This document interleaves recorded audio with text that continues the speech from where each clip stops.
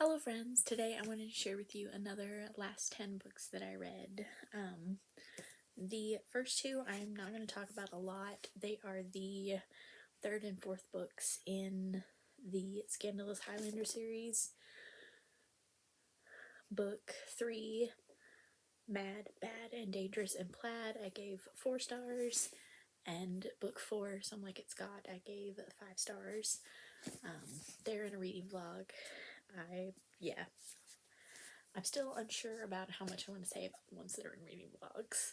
So then I read Return to Us by Corinne Michaels. This is her Willow Creek Valley series. It's book 1. I gave this one 4 stars. This is... what's her name? This is about Jessica, who in the 4th book of her Arrowwood Brothers series, she's the flight attendant that's involved in the plane crash.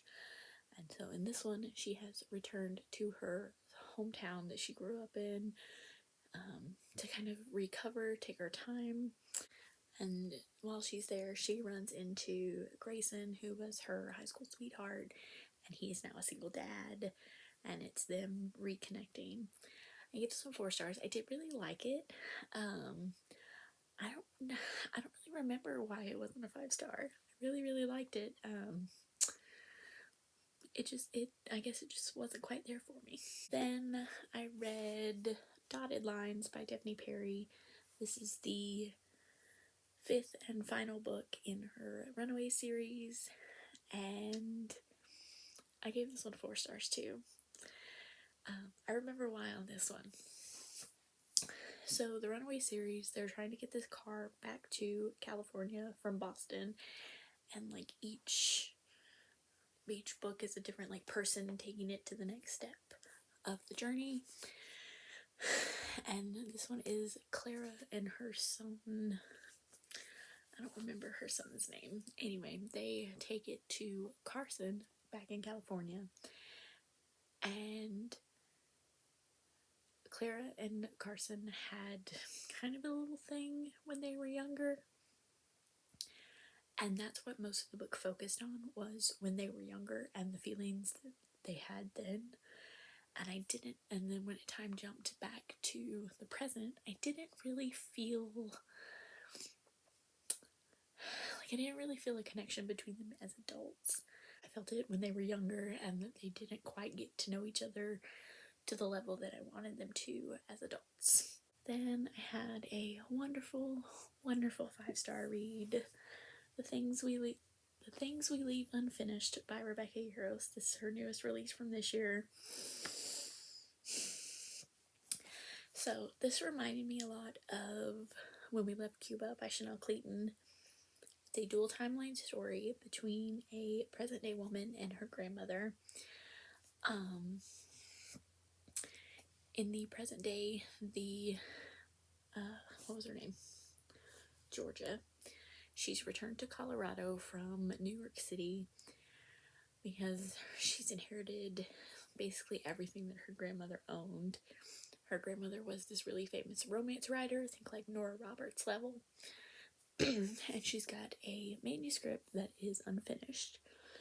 So through kind of like sneaky things, George's mom kind of hires this other author, this male author, to finish the story. And they called him a romance writer, but he said he liked like a tragedy romance, so like I felt like he was like a Nicholas Sparks type. But he is trying to finish the story, but it turns out it's actually the story of George's grandmother and her husband from World War II.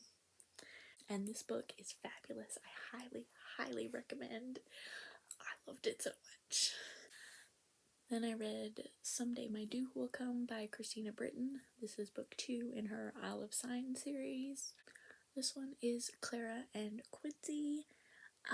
Clara is trying to get an older family member off of her back, and I forget what exactly Quincy was doing. He just found out he was a duke or something.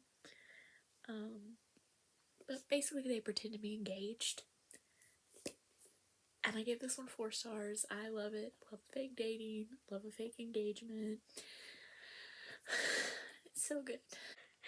Then I had what has probably been the biggest disappointment so far this year. The Devil in Her Bed by Kerrigan Byrne.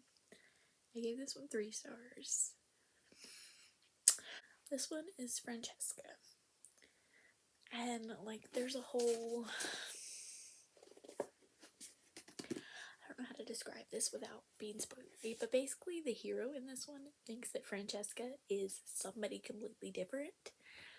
And, I don't like that she didn't set him straight on that.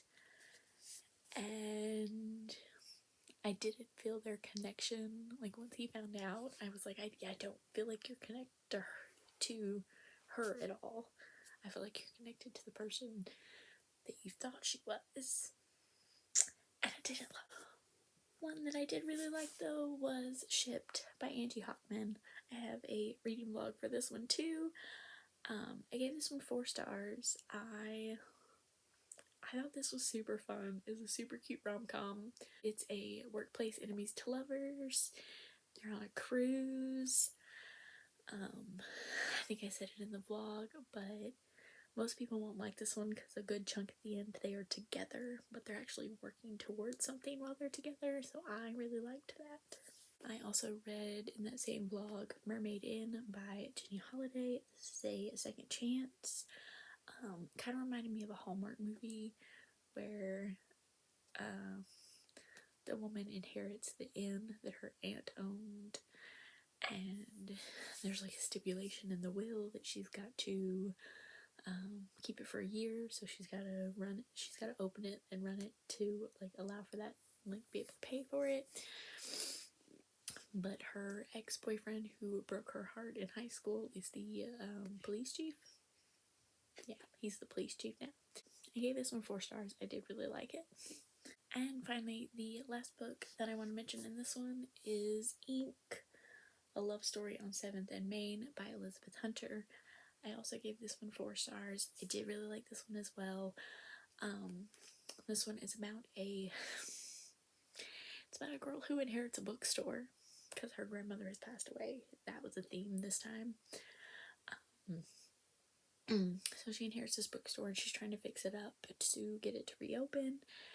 And she sees this guy breaking up with his girlfriend, and he is a tattooist. Is that the word? That sounds wrong. He does tattoos. His girlfriend owns the shop, so he's been kicked out of the place that he works. So she like lets him set up in the opposite side of the bookstore, so it's a bookstore tattoo shop.